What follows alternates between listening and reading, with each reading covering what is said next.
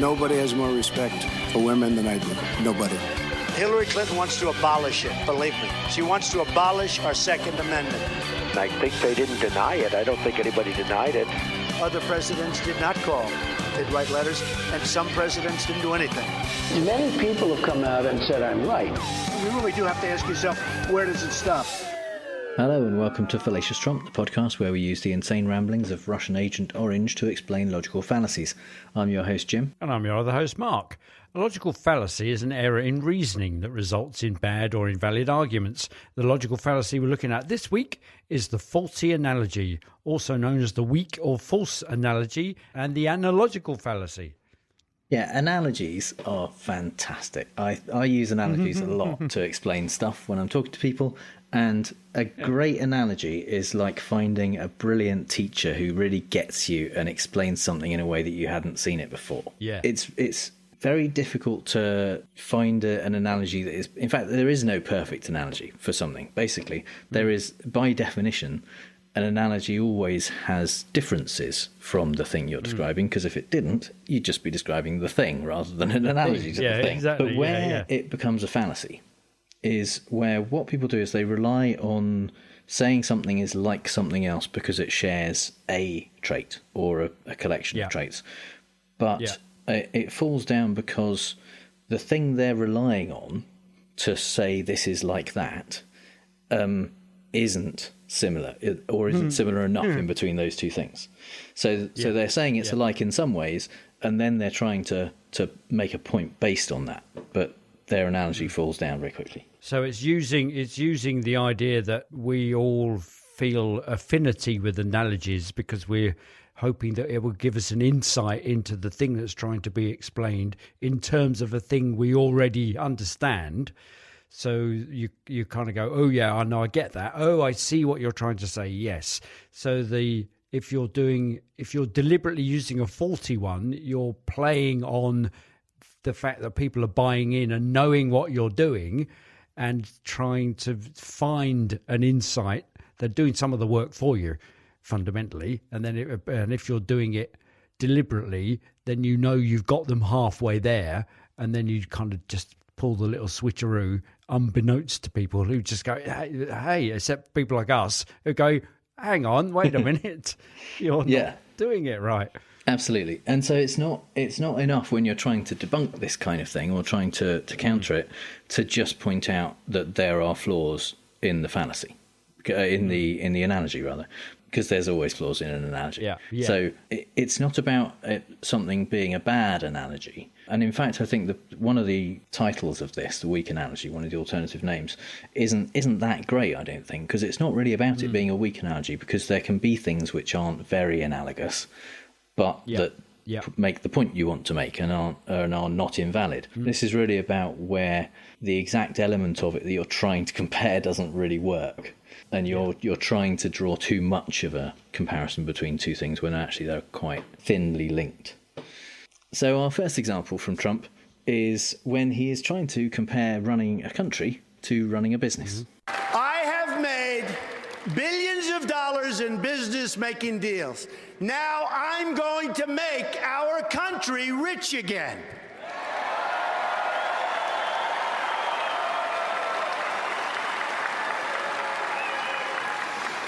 Using the greatest business people in the world, which our country has, I am going to turn our bad trade agreements into great trade agreements. So this was during the campaign, and Trump was claiming that because he's a businessman, that means he can run a country.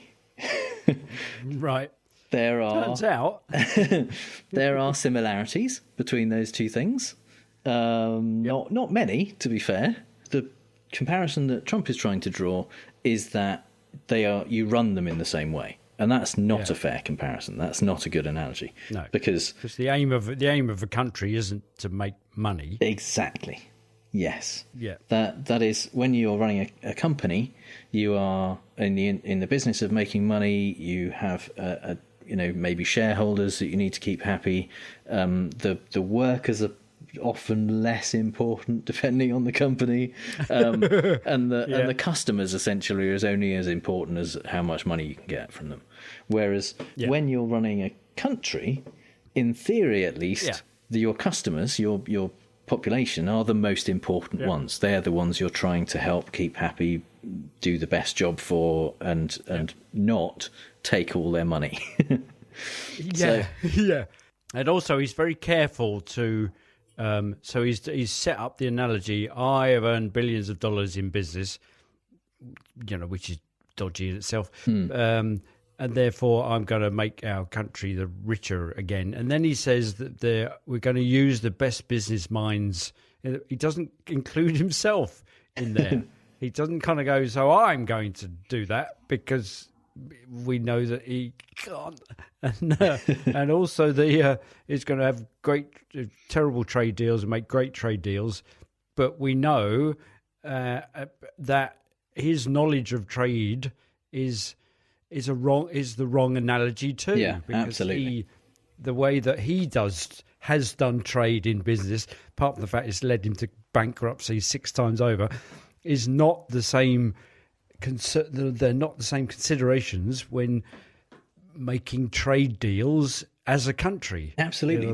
This is one of the different things about running a business is, I think it's probably quite rare that you do business in both directions with another company. When America buys stuff from China, they're also selling stuff to China, and that's where the trade deficit and the services deficit comes from in various directions. But I don't know how many companies you buy stuff from and also sell stuff to. There are going to be situations where that happens. Yeah, but might do it indirectly. Yeah, so if you're buying components from Huawei, and then you're selling mobile phones, and Huawei employees buy mobile phones, you're doing it kind of indirectly. It's not a unless you're bartering, then that's that's a there's going to be ways where it comes up, but it's it's in with countries, that's pretty much everyone. There's going to be very few countries that you trade with where the trade only goes in one direction. So that may be why Trump just doesn't understand trade deficits, because he doesn't. He's looking at it like a business, and he isn't seeing that we are trading in both directions. We are buying stuff and also selling stuff, and it doesn't really matter who is doing more if the money is flowing and the goods are flowing. So he doesn't. And actually, he's also the least qualified person to talk about running a business anyway. Yeah, because you can't make your country bankrupt 6 times and get away with it.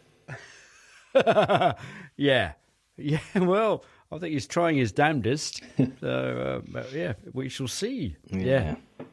So our second Trump example comes from a time when he was trying to compare a developed country to developing countries. So I just left some high representatives of India. They're growing at 8%. China is growing at 7%, and that for them is a catastrophically low number. We are growing. Our last report came out, and it's right around the 1% level, and I think it's going down. Yeah, that's probably, because it's Trump, I expect those numbers aren't true, but they're probably pretty close, and it's exactly what you should expect, because India and China have emerging industries. They are still doing all of that technological revolution stuff that America has already done. And so you would expect them to be growing at a much faster rate. They'll then plateau. They'll get to a point where they've done all that growth, and then they're at the same stage where the more developed Western world is now. And that's why the US is growing at 1% or thereabouts. But the fact is, Trump is comparing them simply because they're countries, and therefore he feels, or he's representing that, because they're the same in one way, they're both countries, then they can be compared in other ways. And the metric he's trying to compare is what is a good level of growth for a country, and you can't draw that comparison. Wasn't there one that we did that was inconsistent comparison? We did. Yeah. It's up for that. And so it's kind of, but it's slightly more hidden than that, isn't it? Because that's definitely about, these guys are producing 4,000 apples a minute and we produce 6,000 oranges a minute. Yeah, absolutely. Inconsistent comparison is more about where you're trying to compare two things that aren't relevant to each other, or you're looking at a different aspect of two different things that you're comparing. This you are looking at the same thing. You are looking at growth, but there's a reason that those in this context at least don't make sense to compare. So that's why it's that much more difficult to actually counter it, because you've got to kind of go down a couple of layers, not least because everybody buys into the idea of an analogy being a fruitful thing to bring to the argument. So everyone's positively accepting of what you're about to say, and you've got to delve down several layers to say, well, the things that you're comparing don't bear comparison, and you're using the comparator in a fallacious way. Absolutely. One comparison that comes up quite a lot is our final Trump example, and he is here talking to the NRA. It seems that if we're going to outlaw guns, like so many people want to do, Democrats, then we will get and you know what I'm going to say. We are going to have to outlaw immediately all vans and all trucks, which are now the new form of death for the maniac terrorists, right? They take a truck and they run over 8 people and wound 60, like what happened in New York and what just happened. It's happening all over. So let's ban immediately all trucks, all vans, maybe all cars. How about cars? Let's not sell any more cars. This comes up a lot among people who are in favour of maintaining guns and not controlling them. In fact, Trump is saying here that terrorists are using cars and trucks and vans to kill people just like they use guns to. That's the comparison that he's drawing. Often it's more general. People just say, well, you know, you're saying that you want to ban guns, which most people aren't saying. Most people are just saying they want to control access to guns. Yeah. You're saying you want to ban guns, but cars kill more people than guns do, so we should just ban cars. You know, are you saying we should ban cars? It's kind of almost a slippery slope argument going on there. They are making an analogy. They are saying these two things are things which kill people.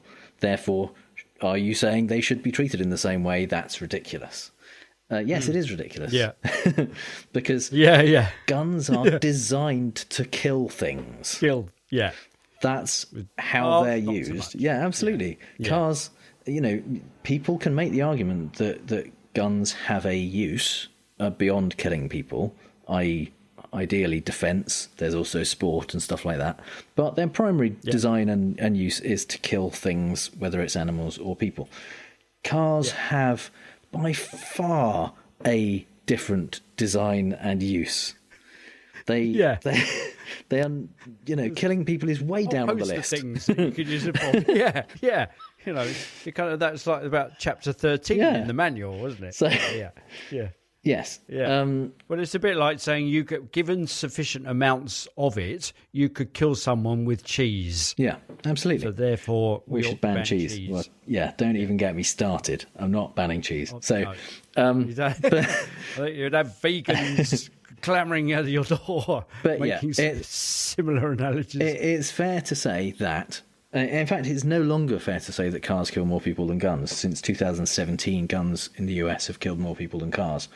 But they're both around the 30,000 people a year mark, which is pretty horrifying in both cases. Yeah, and actually what happens with the analogy, it kind of goes back the other way, doesn't it? That's the thing about analogies, is that you gain this insight from it going one way, you know, so we should ban guns because terrorists use them to kill random people in terrorist acts, but they're also using cars in terror, and so it kind of goes that way to say, well, we should ban cars, and then it goes back the other way. So, well, we can't ban cars, so therefore we can't ban ban guns. That's the argument. Yes, it would be ridiculous to ban cars, therefore it's ridiculous to ban guns. Yeah, that's what they're saying. And I mean, again, apart from the fact that there's many other uses for cars, and they have completely transformed modern society in all manner of positive ways, and there's also the fact that over the last, since cars were invented, basically, people have been continually trying to make sure cars are safer and kill less people, and technology is working towards that end in an ideal possible future where all cars are autonomous and talk to each other and never crash. That they will avoid killing people. That's not what's happening with guns. No, they are not. They are not working on making guns not kill people. And the other point where this analogy really falls down is people use it often as an argument against gun control and saying, cars kill people. You have to register your car. You have to. Yeah. And you have to take a test. You have to be trained how to use it. You have to have a license from the government, and the government has to know who owns all the cars on the road. So okay. Even if it was just to that level of registration where the government knew who owned all the guns, that would be better. Plus, when you own a car, you have to be insured. In case you hurt someone. In case you, Yeah, that would be good, wouldn't it? Taking out insurance with a gun. So you've got a gun that you can buy for $16, but the insurance to use it is $160,000. So, and it's just go, it's not worth it. I won't bother. Yeah.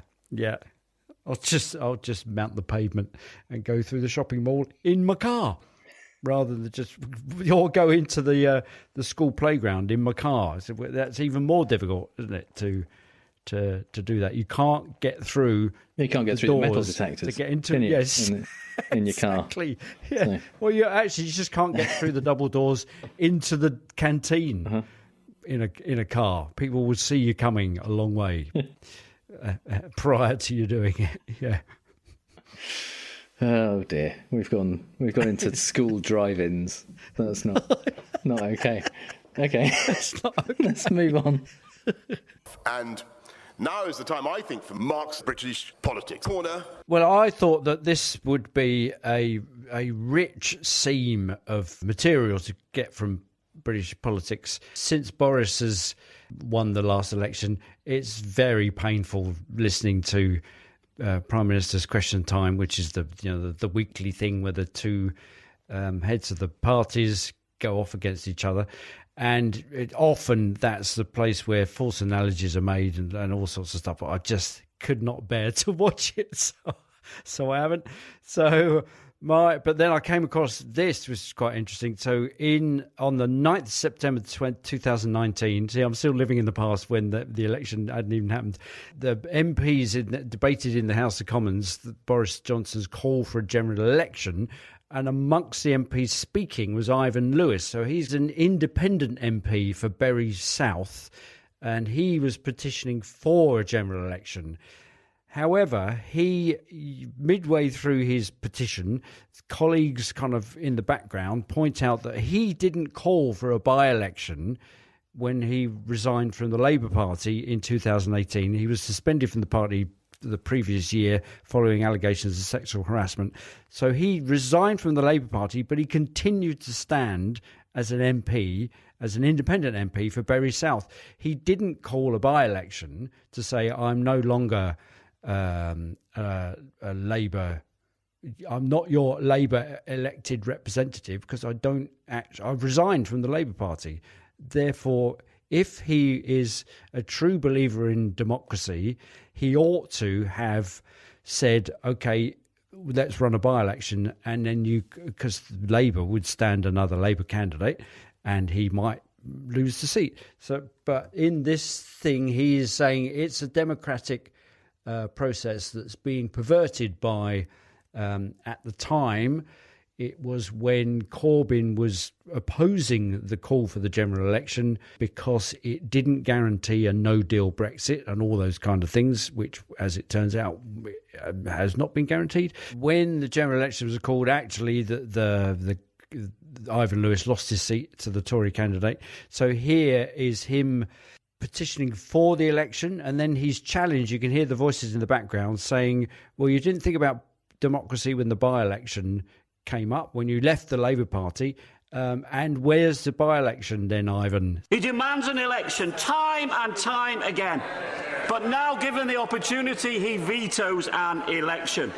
Not because of the national interest or stopping no deal, but he knows he would lose that election.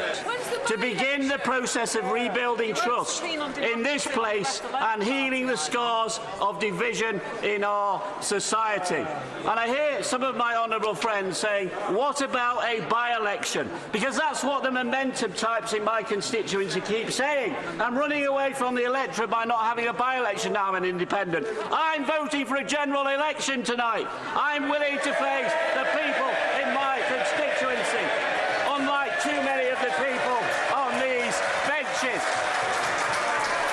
So I think he's drawing he's making a faulty analogy there by saying, never mind the by-election, never mind my flying in the face of democracy, I'm voting for a general election. He's saying that the democracy that he's calling for now is not the same democracy that he was not upholding when he didn't call the by-election, and that, I think, is a faulty analogy.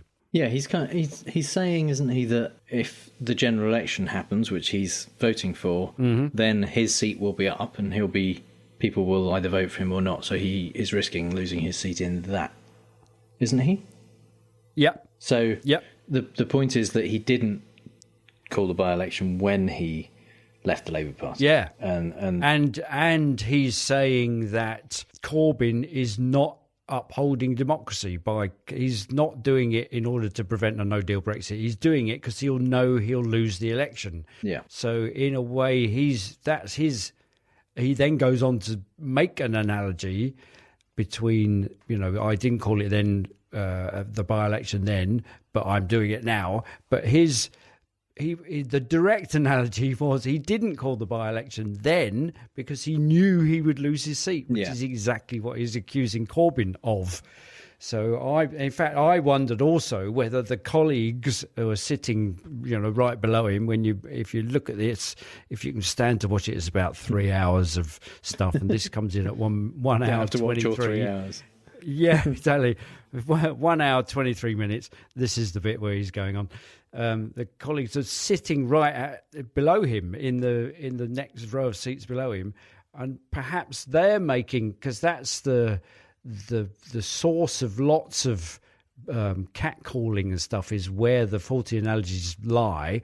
And I wonder whether they're making a faulty analogy by saying, well, you didn't think that when you didn't call the by-election, knowing full well that he's about to put his seat at risk for a general election. Yeah. I don't think they're using a faulty analogy there. I think that's a reasonable analogy. A perfectly reasonable thing to say. Because I think they're saying, they're calling out his hypocrisy basically, and saying that his situation then was analogous to the situation that Corbyn is in now, in terms of not calling an election so that you stay in power.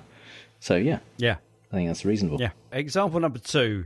I couldn't go, for like 2 minutes without coming across Boris Johnson, and this is from. I was going to say, thankfully, it's broken your brain, isn't it? It has. Yeah. This was thankfully in 2014, but it's not thankfully because he was then Mayor of London, which is awful. The Telegraph newspaper. He used to be employed by the Telegraph newspaper in the 90s. And the newspaper interviewed him when he was Mayor of London about his time as a Telegraph journalist in Brussels, reporting on the European Union, where he formed many of his completely fallacious thoughts about the EU, which I think we featured in very early episodes about bent bananas and all that kind of stuff. That was all his shtick, came up then. The Straw Man episode, which I think is probably 3 or 4, something like that. Yeah. And So there's a whole bunch of inane questions that they ask him, and then the last one they ask him is what kind of animal the EU would be, and he answers thus: If the EU were an animal, I tell you what it would be. Symbolically, the EU would be a lobster. I'll tell you why it would be a lobster, because the EU, by the very way it works, encourages its participating members to order the lobster at the joint meal, because they know that the bill is going to be settled by everybody else, and normally by the Germans. So that's what the EU would be. It would be a gigantic lobster with a butter sauce or something like that. What? I'll let do. I don't. Exactly. Hey, nobody eats lobster with butter sauce. The EU and so what is a lobster because no one wants to pay. No, everyone wants the lobster. No, because everyone wants to buy the lobster when other people are paying. That the bill would be paid by other people. Yeah. So this isn't so much the content of the analogy. I think this is actually the structure of the analogy is faulty, because the lobster is both the analogy and in the analogy. So it's a bit like, and here's my dodgy analogy, it's a bit like non-diegetic and diegetic music. So where you get this scene and the aerial shot over the town and you've got all this fabulous music playing, and then you end up in the apartment of the protagonist and the music playing on the radio turns out to be coming out of the radio. So it's gone from being the lobster to being in the analogy. And that's just what? So, I think it's going to be a lobster because the EU knows that everyone will order the lobster. That's a very weird, broken It's a tortured analogy. I think that's a tortured analogy. And, I'm not absolutely sure it's fallacious as much as just bad. Just bollocks. So but it's quite interesting that to go from the content of the analogy, where you're trying to draw an analogy based on this stuff, like guns kill people, well, so do cars. So therefore, there's the analogy, and this one's actually about the structure. He's broken the structure of of doing an analogy, and therefore it's a shit analogy. And of course, the Daily Telegraph journalist doesn't just call him out. So right at the end of that very interview, Boris he's obviously just made it up off the top of his head and thrown it away, and he says, "That'll do, won't it?" I mean, to be fair, it's a weird question, isn't it? It's a kind of like a speed dating type question. Isn't it? What kind of animal are you? I go, I don't know. What kind of? I'm a lobster. In a butter sauce. Given that context, it was reasonably coherent for Boris. Yeah. At least he didn't start talking about painting buses on old wine crates and stuff. God. Oh my God. Yeah, exactly.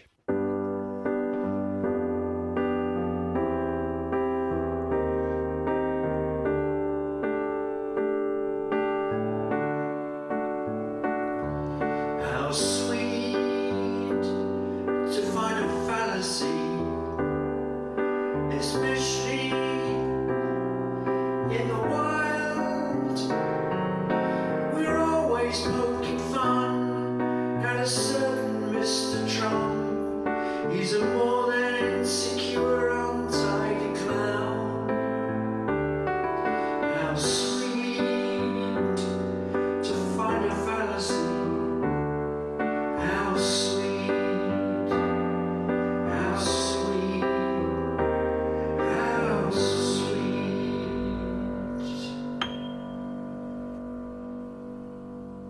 There we are, the late lamented Neil Innes with How Sweet to Be an Idiot. Excellent. Yeah. Sadly, he left us last week, the week before. Yeah. So, in the Fallacy in the World, we like to talk about the Fallacy of the Week from a non-political perspective, and we start this week with a clip from an early Simpsons episode where Bart finds himself briefly working for Fat Tony. Me and the boys wish to thank you for hanging on to this stuff for us. Thanks. Say, are you guys crooks? But, is it wrong to steal a loaf of bread to feed your starving family? No. Well, suppose you got a large starving family. Is it wrong to steal a truckload of bread to feed them? And what if your family don't like bread? They like cigarettes. I guess that's okay. Now, what if instead of giving them away, you sold them at a price that was practically giving them away? Would that be a crime, Bart? Hell no. Enjoy your gift. Right, I love that. There's a whole bunch of analogies on top of each other there, aren't there? It's kind of a reverse slippery slope almost. Yeah, absolutely. Yeah. The build, and that one, if you're giving it away, so it kind of, so if you're giving away, but what if you do it at a price is practically giving it away? So that's making an analogy between those two. Yeah. Oh, it's so good. So Tony is using an analogy of feeding your starving family instead of stealing and selling cigarettes, glossing over the fact that the stealing and selling cigarettes isn't trying to save someone's life, whereas stealing to feed your starving family is. And that's really the kind of crux of the analogy that would be important if those two things were comparable. Excellent. And he sounds actually kind of, just listening to him with audio, Fat Tony sounds like a combination of Oscar the Grouch and Rudy Giuliani. Increasingly, Giuliani is turning into a Muppet. There we go. Yeah, another analogy. Can't stop ourselves. Yeah. Constantly seeking for meaning. So our second example in Fallacy in the Wild is from Friends. This is an episode which is one of Rachel's birthday parties, and Phoebe's moved in with her, I think at this point, husband Mike, and they killed a rat in Phoebe's apartment. And then discovered that the rat had babies. So they decide they have to take care of the babies, and they bring them to Rachel's party. Hey, Ray, somebody got your shoes. Oh, gimme!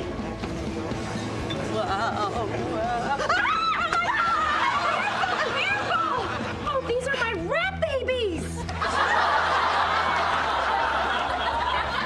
Yeah, we have rat babies now. To my birthday party? So this is what a stroke feels like. I had to bring them. We killed their mother. They're our responsibility now. They require constant care. You should know that, Rachel. You're a mother. Are you comparing my daughter to a rat? No, 7 rats. I think we should take them home. We need to feed them. Why are you going to leave my party to take care of a box of rats? Well, I'm sorry, Rachel, but I'm not like you, okay? Not everyone can afford help. Yeah, so Phoebe is comparing Rachel's baby to 7 rats, or more accurately, taking care of 7 rats is like taking care of a baby, as far as Phoebe is representing in this clip. And obviously, there are some differences there. And indeed, Can't see any myself. They decide by the end of the episode, spoiler alert, to no longer look after the rats and find them loving homes, which happens less frequently with babies, when you find that they are too difficult to look after. Yeah, so people just don't want them. Yeah.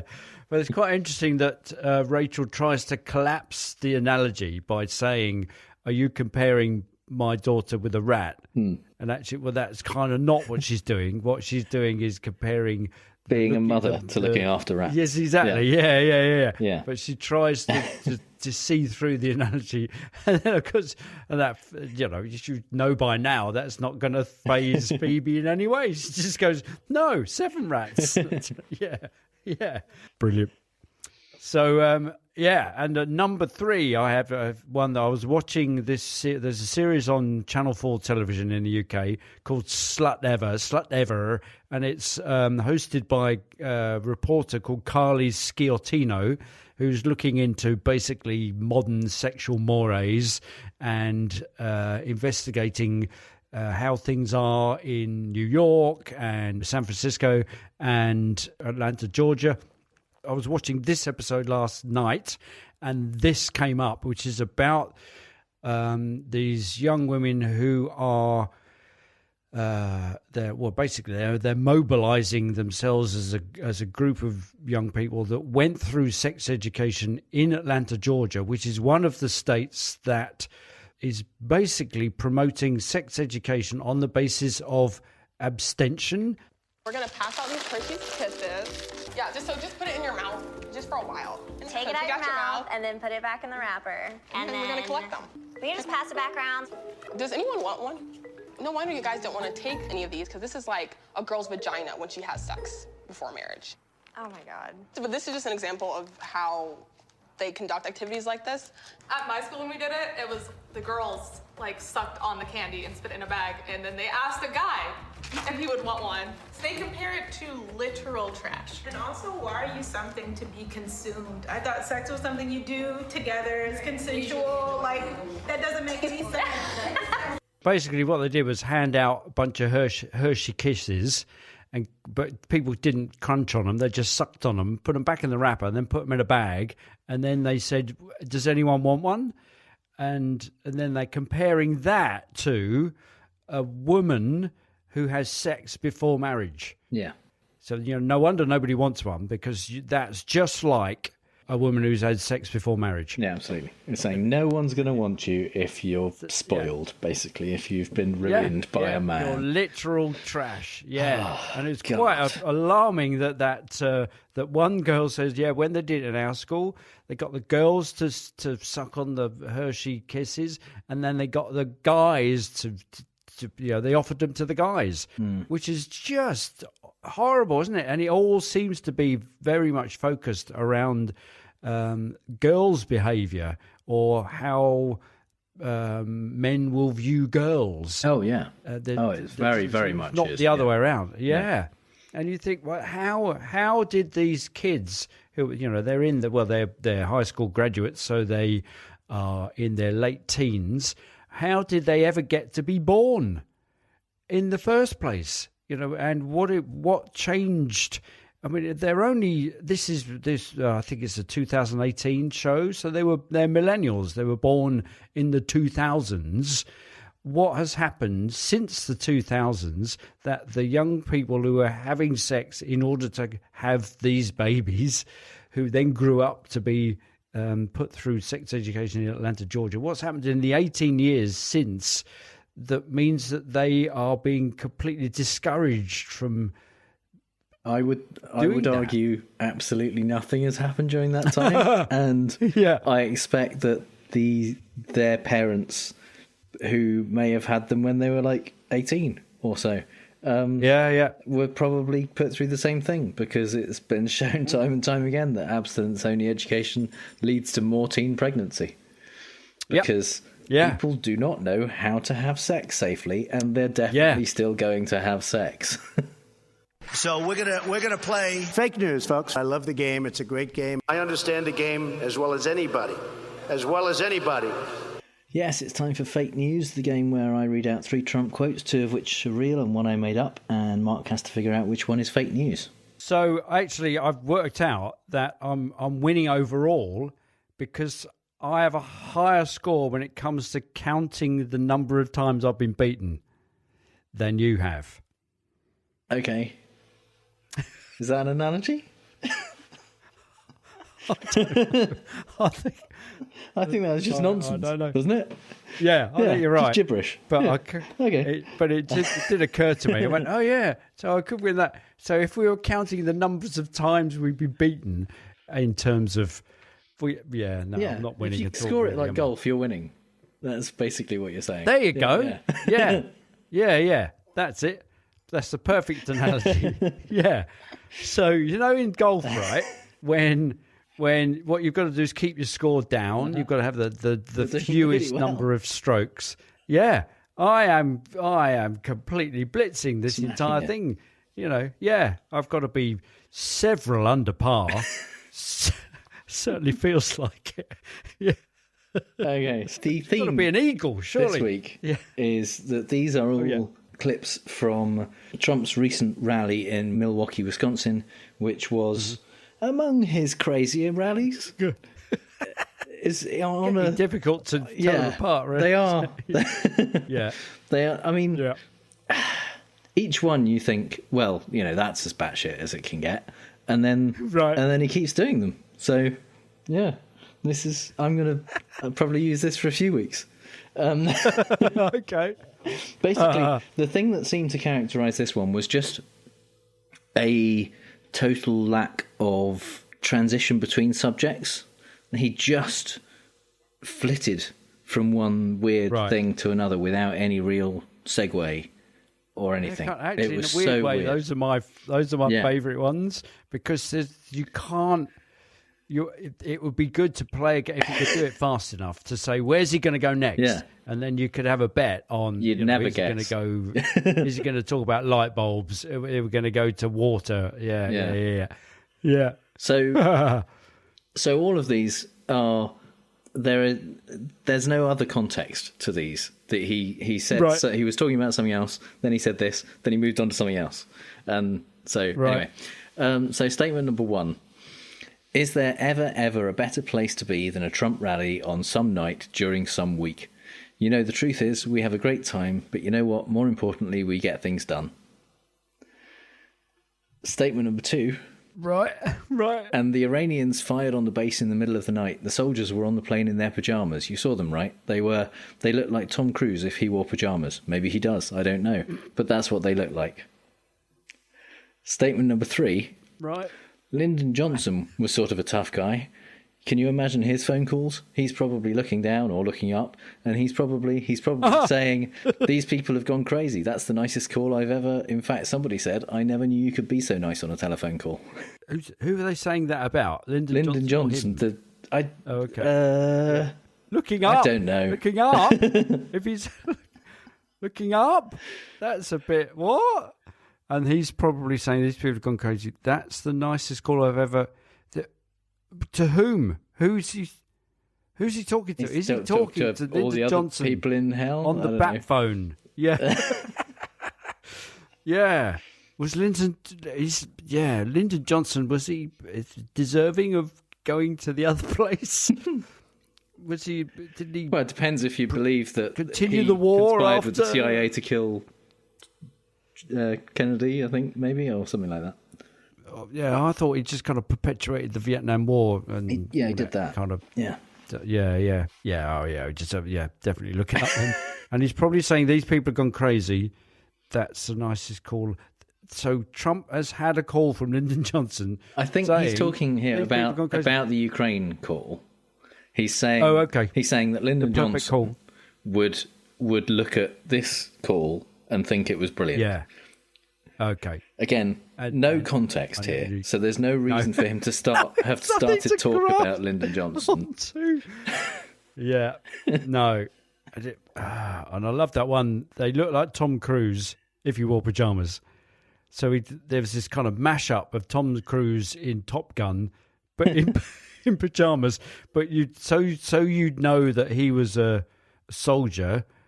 They somehow, if you're not dressed in a soldier's uniform, you're not going to look like a soldier. If you're in pajamas, you're going to look like Leslie Phillips from a 1970s sitcom, or who's the Playboy?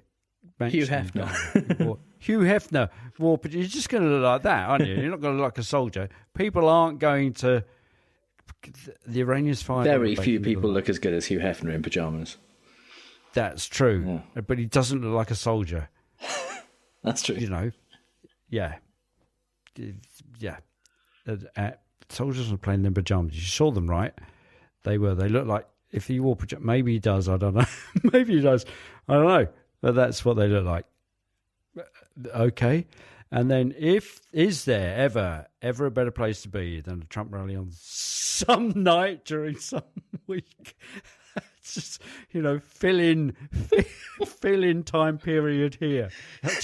Yeah. Add time. Yeah. Say something. Yeah. It's that some night during some week. The truth is we had a great time, but you know that. More importantly, we get things done. Well, you don't, because you're constantly at rallies. That one. See, that going on my inner voice saying, well, I can hear cheering crowds. I think that one's quite feasible. So is it Tom Cruise in pajamas or Lyndon Johnson in hell? Okay. There's a phrase you probably didn't think you'd be saying tonight. No. What's it going to be? Yeah. Is that a false dilemma? Yeah. Okay, right. Okay, nice is called. Well, that's got the telephone call thing in it. Oh God, it's not. I think. I think number 2 is the one you made up. Okay, so which of Cruise in his the pajamas. other 2 do you think is more likely that he said it?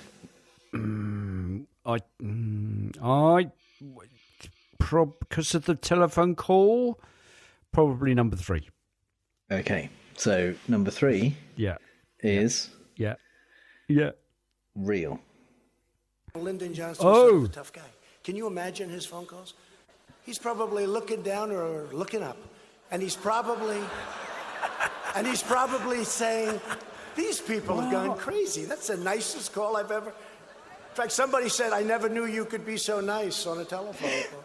He is just a stand-up, isn't he? Yeah. He's like the worst stand-up that you get trapped on a cruise liner having to go and see night after night. Yeah. And he's doing that. It's from the 50s. And again, no reason at all to mention Lyndon Johnson.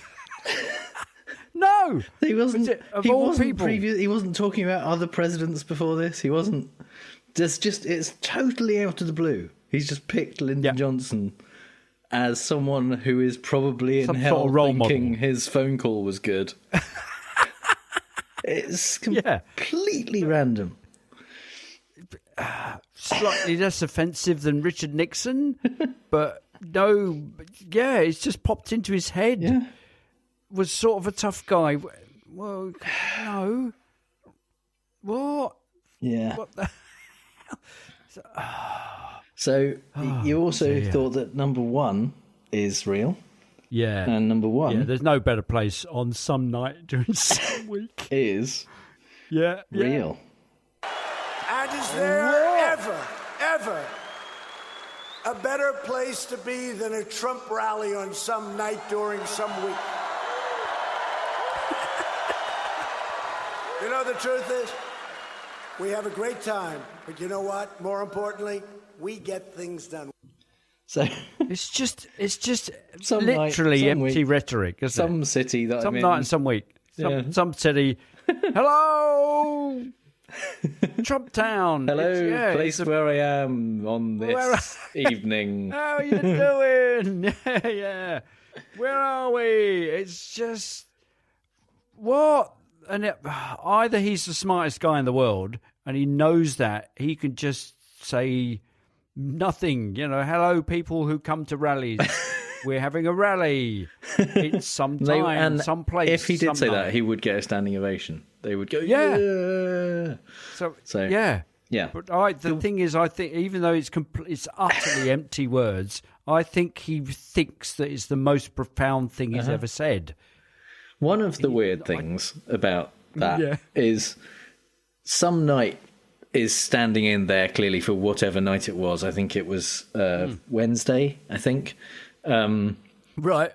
And he could have said, is there ever a better place to be than Trump rally on a Wednesday? But or tonight. But weeks don't have designations. Some week isn't standing in for like week 32. No.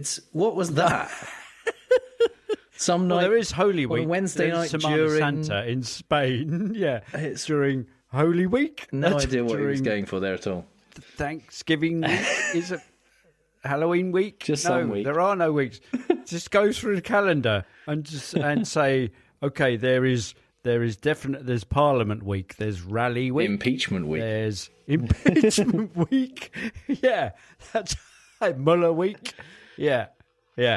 All of which means Tom Cruise's pajamas were not real. Oh, and you've won one. All right. All righty. You see, my score's gone up now. This is your bad thing in our golf analogy. Not as good. Your golf analogy's fallen to the ground. Oh, right. Oh, brilliant. So you're now that's nicely written, though. I was convinced, but then I was seduced by some night on some. He did mention soldiers in pajamas, but I just kind of took that and ran with it. He did also mention Tom Cruise in a separate section somewhere. No, he was talking about them flying better than Tom Cruise, and I presume he means better than the character that Tom Cruise plays in Top Gun. But because I'm not sure that Tom Cruise knows how to. I don't know. No, I wouldn't be surprised. No. Knowing Tom as I do. You know, he's dedicated, and I'd be a bit surprised if he hasn't learned to fly for a role. But yeah, he doesn't regularly fly. How else is he going to be taken up by during the rapture? Yeah, sure. You know, somebody's got to pilot I don't think the Scientologists do the rapture. I think that's people like Pompeo. Oh, okay. Yeah. Okay. Anyway, right. and actually, I don't think Tom Cruise wears pajamas. Knowing Tom as I do, yeah, sure. He's a nightshirt. He's never worn pajamas with me. I'll say that. No. Yeah. Nightshirt or nothing else. Nightshirt. One of those kind of caps, wee willy winky hats. Yeah. Yes. Yeah. Absolutely. That's the same. See, our experience with Tom is the same. Yeah. And a candlestick that he holds, to light the way. Yeah. So that means that you are now on 16 out of 41, which puts you at 39%.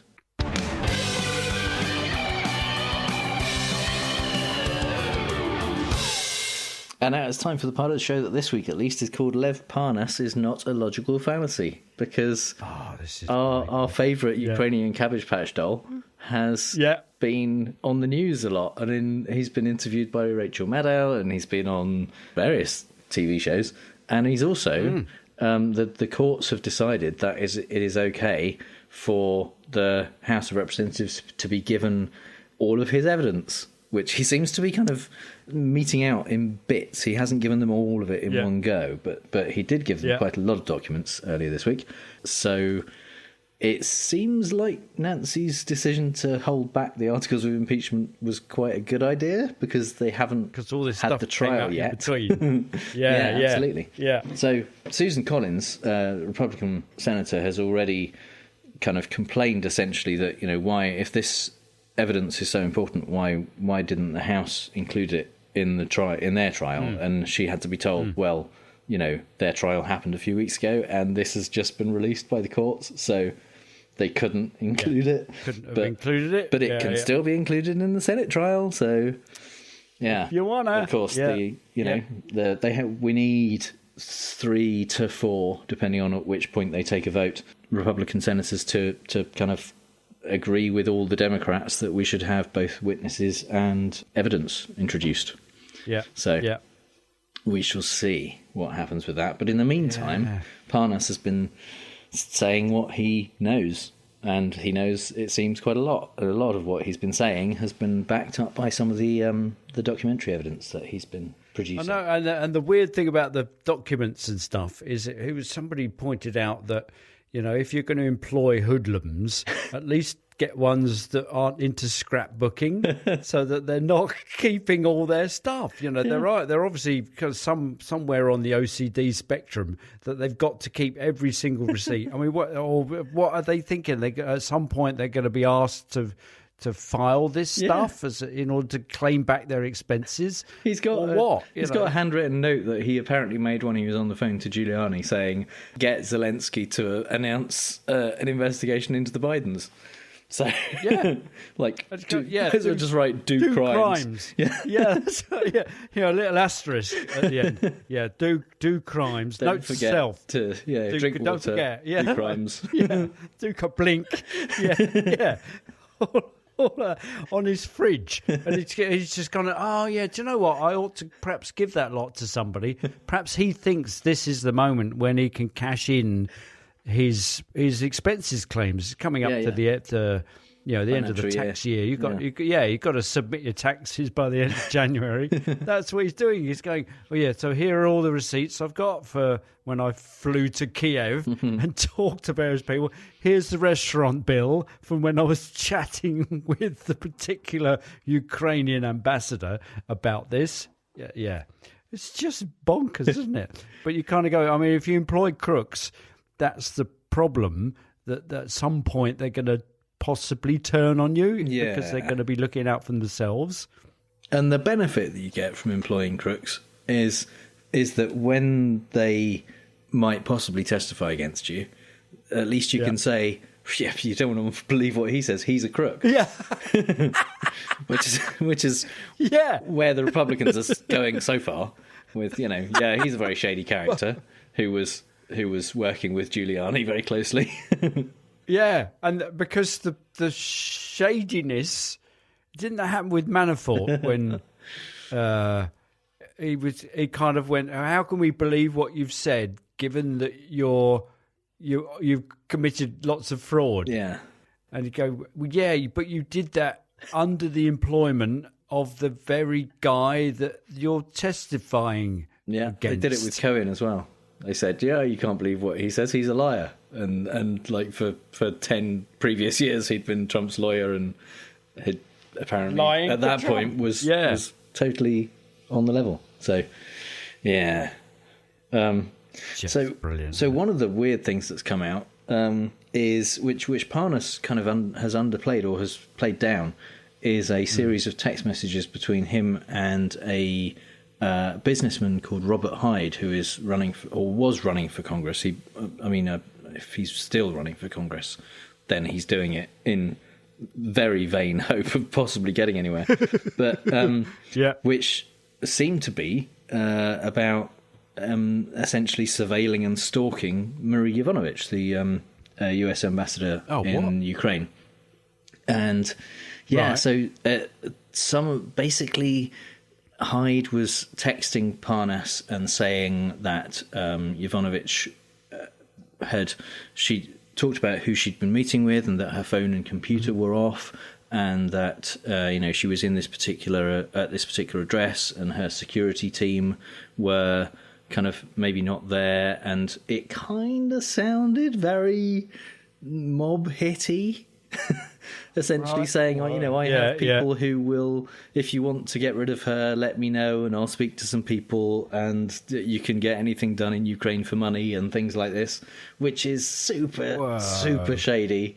And it was coincident with the period where Yovanovitch was being told by the people in the US that it was time she needed to get out of Ukraine, and was told it was for personal safety reasons. Right. Yeah. So So who had got wind of that then? Good question. Within well,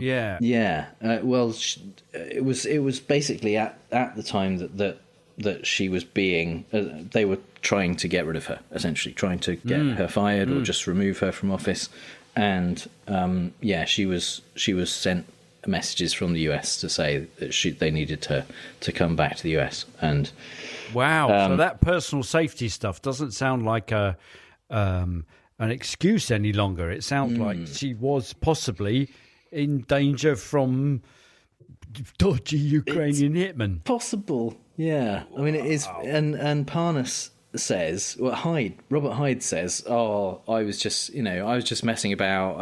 I'd been drinking and I was just sending some, I was messing with this weird guy who I'd met, Parnas, which is a very strange argument. I was just pretending that I'd been surveilling a US ambassador.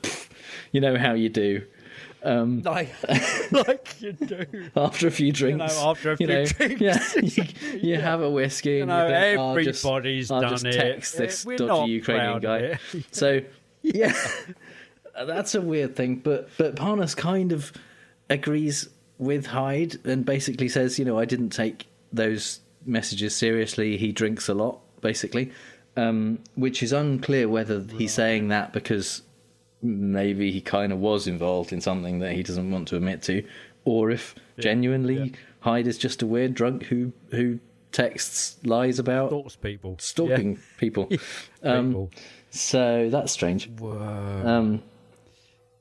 So and it's a very strange surname, really, isn't it? Hyde. Because we all know, we all know that guy gets a bit hairy and monstrous after he's had a drink. But the brilliant thing that this has led to is Ukraine has announced an investigation, but not into the Bidens, but into whether Yovanovitch was under surveillance on foreign soil, which is against their laws. So, wow. So they have finally got the under Ukrainian surveillance by Ukraine. Well, no, it would be by people, not by the Ukrainian government, but by people in Ukraine, presumably, who were working on behalf of Americans, if the text is to be believed.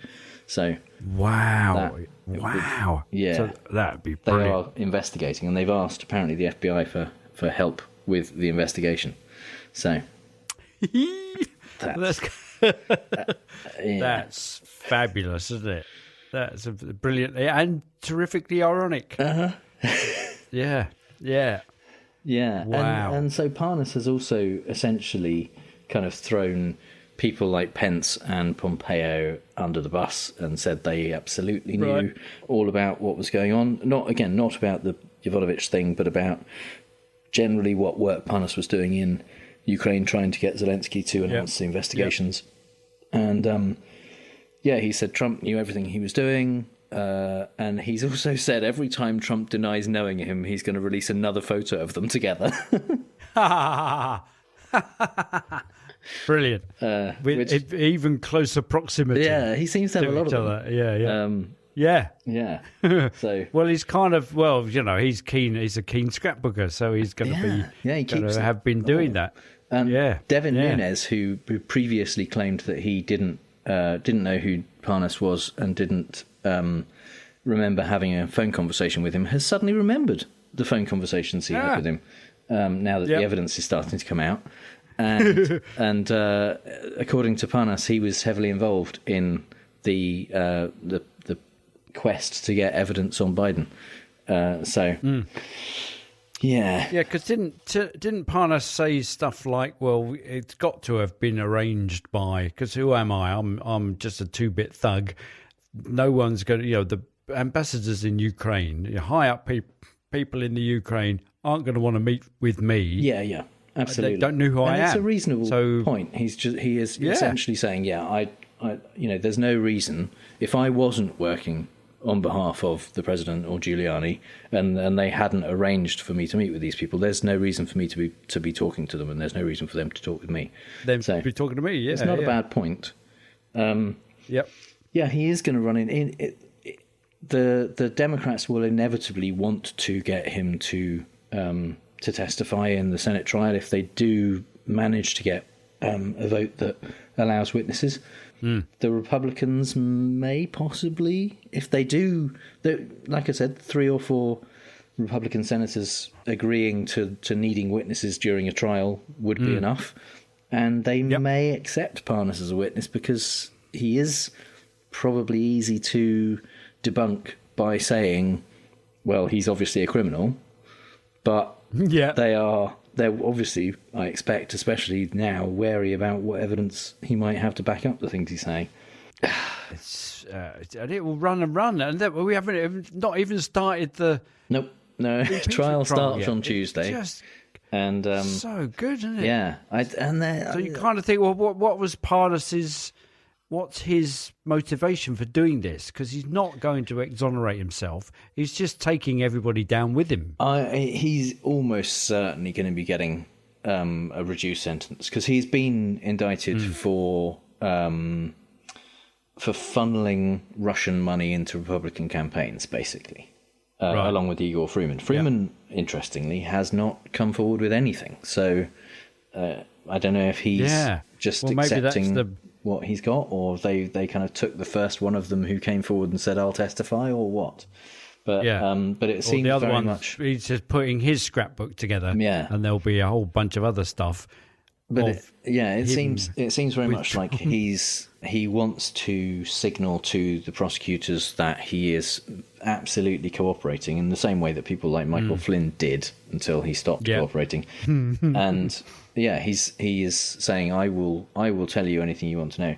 And to be honest, I genuinely think that it's because Trump disavowed him as soon as they were indicted.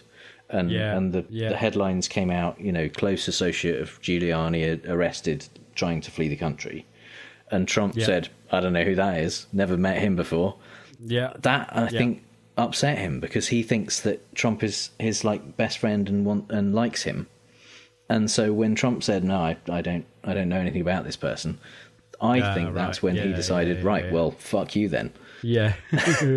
Basically, it's not, if you're not going to even admit to knowing me, I'm not going to go to jail for you. Well, exactly. Basically. Yeah. I mean, that's the thing, isn't it? You kind of, you hire bad guys, they're not going to allow you to double cross them. Yeah. We've watched enough episodes of Fat Tony that we're not going to. We know that. I mean, if only Trump spent more of his time watching. Oh no, that's what am I saying? Yeah. Yeah. So we shall see. I don't know. Well, it'll be very interesting. And by next episode, we'll know. Yeah. In fact, the entire trial could theoretically be over by the next episode. I suspect it'll probably go on a little bit longer. But it really, partly depends on, first of all, they're going to have opening arguments from Trump and from the prosecutors, essentially, the House managers. Are they going to let Trump speak? Trump or his lawyers, I'm not sure. Yeah. I think it'll be Trump's legal team who I will talk about in a little while. Otherwise, he's just going to rant about light bulbs. He may get this opportunity to speak, I don't know. But they'll have opening arguments, and then I think they'll probably have a vote to dismiss. Right. Probably that won't get voted through, but it's possible. And that could be the end of it after that. Wow, yeah. But I think that the fact that people like Parnas have come forward, and the fact that there's been this dump of documents, and the fact that John Bolton has said that he would testify at the trial if called, and just the fact that almost every day more stuff comes out, more Republican senators are going to find it uncomfortable when they go back to their constituents to have voted for just dismissing it without having heard any further evidence. Yeah, they're getting to the point where prior to all of this stuff happening, they would be worried about voting for, impeaching Trump and dismissing him from office because of the backlash from their voters. Now it's getting to the point, one hopes, he says, revealing his cognitive bias. It's getting to the point where if they did then defend Trump in the face of that, people are just going to go, there's going to be a moment when the public tipping point is reached. Well over 50 Republican senators are not going to have any qualms whatsoever ignoring all of this evidence and just voting in favour of Trump. Yeah. But the more stuff like this comes out in the intervening days, the more possibility there is that there will be just enough to tip it in favour of having witnesses and documents. Yeah. But, let's not pretend that the Republicans are going to be principled enough in general to think, well, let's actually have a fair trial. Yeah, exactly. That doesn't seem to be let's think the about way the it's going to go. country and the standing of us as lawmakers in the world of politics once, rather than putting our own personal gain in our future. Yeah. No, that's not going to not in this particular timeline. No. And finally, some things we really don't have time to talk about. Since last we spoke, the House voted to send the articles of impeachment to the Senate. Nancy signed the documents and handed out some commemorative pens, which pissed Republicans off, presumably because they're not allowed to be angry at anything Trump does, so they have to rage about every other fucking little thing that happens or they'll explode. The trial starts on Tuesday, and in the meantime, they've been picking teams. Pelosi's prosecutors have gone with a mix of veteran players like Adam Schiff and Zoe Lofgren, alongside rookies such as Jason Crow. Donald's defenders, meanwhile, will be jointly run by White House counsel Pat Cipollone and Trump's personal lawyer Jay Sekulow. Also on the team is Pam Bondi, the former Florida Attorney General who declined to investigate Trump University for tax fraud days after her re-election campaign received a cheque for $25,000 from the Donald J. Trump Foundation, the charity that had to be shut down recently because of fraud. Mm-hmm. And just today, it's been announced that former Jeffrey Epstein and O.J. Simpson attorney Alan Dershowitz has joined the team. Trump apparently likes Dershowitz because he's good on TV, which rather overlooks the fact that much of the general public dislikes him, what with all the Jeffrey Epstein and O.J. Simpson defending. In the wake of Trump's latest reckless foreign policy actions that could very easily result in more and more troops being sent to the Middle East, Jason Selvig and Davram Stiefler, comedy duo known as the Good Liars, thought the public deserved a reminder of who the Trumps are and pasted a poster featuring Don Jr. to the front of the Armed Forces Career Centre in Brooklyn. The poster has baby Trump arms folded in a blue suit, an open-neck shirt with the words, "I'm not enlisting, but you should." And next to the US Army logo below it, it has the tagline, "There's Week and there's Trump Week." On Instagram, the two wrote, "We put up some honest signs at the Army Recruitment Centre. Hopefully we aren't going to war, but if we did, we know one guy who won't enlist." They previously snuck postcards of Putin into the merchandise racks at Trump Tower with the caption, 45th President of the United States. As the Daily Kos adds, one way to appease the outraged Trump supporters would be for Don Boy to sign up. Nah, because he only shoots at dumb animals, which means he probably shouldn't go hunting with his brother anymore. But then, who are we to spoil his fun or thwart that much-needed public service? Trump often likes to claim that his 50% approval rating is wrong because 7 to 10% of his supporters are too embarrassed to admit they like him. Well, it is wrong, but not for that reason. Firstly, pretty much everyone except Rasmussen puts him closer to 40%, but even that is artificially high according to a couple of professors at Cornell, who theorised that the way the question was asked prompts people to answer which team they're on rather than if they actually think Trump is doing a good job. In an effort to remove that variable, they asked people how favourably they view Trump relative to other Republicans, including John McCain, Mike Pence, Ronald Reagan and Alaska's village idiot Sarah Palin. Before the midterms, Trump ranked close to Pence and higher than Palin. In December 2019, they ran the survey again. Reagan and McCain still scored fairly highly, but now Trump is even less popular than Sarah, I read all the newspapers and magazines, Palin. Sarah, which Korea is the bad Korea, motherfucking Palin? That's excellent.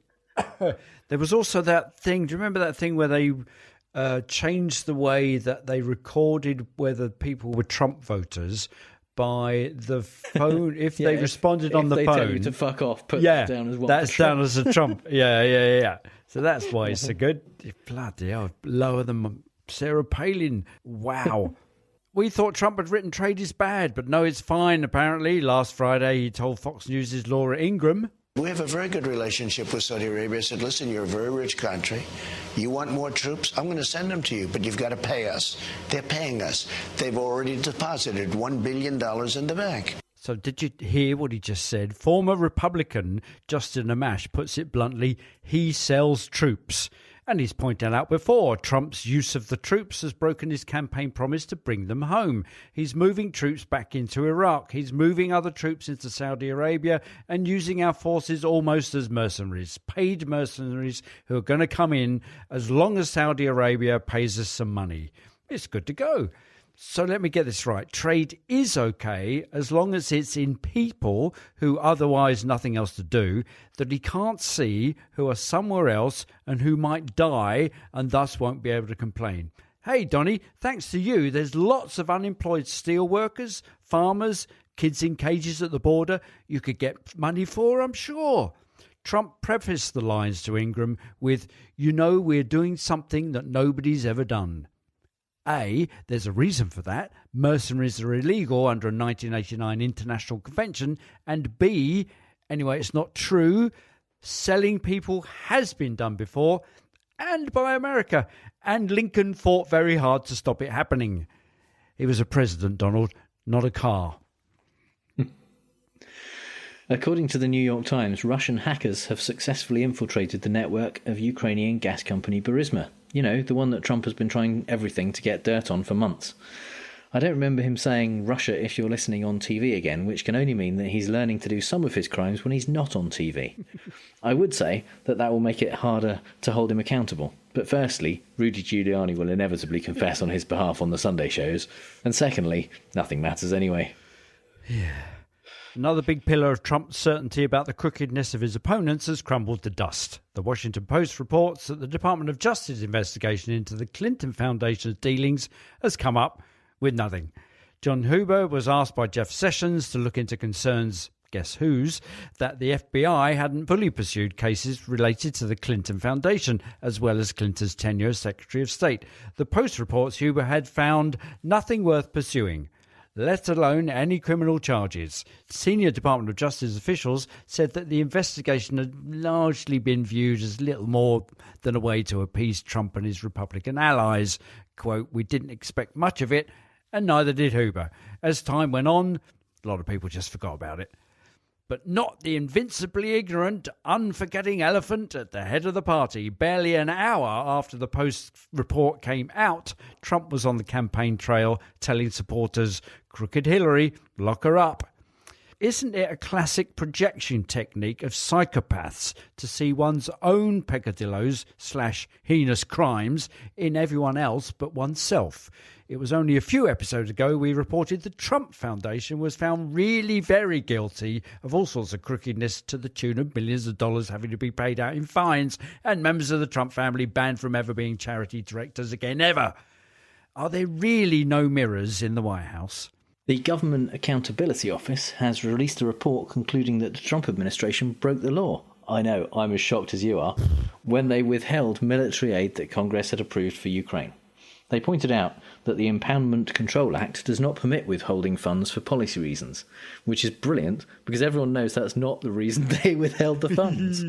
To be fair, it's also not permitted to withhold funds for personal political gain, but it's pretty sweet that even the bullshit made-up reason the OMB gave is still against the law. Against the law, yeah.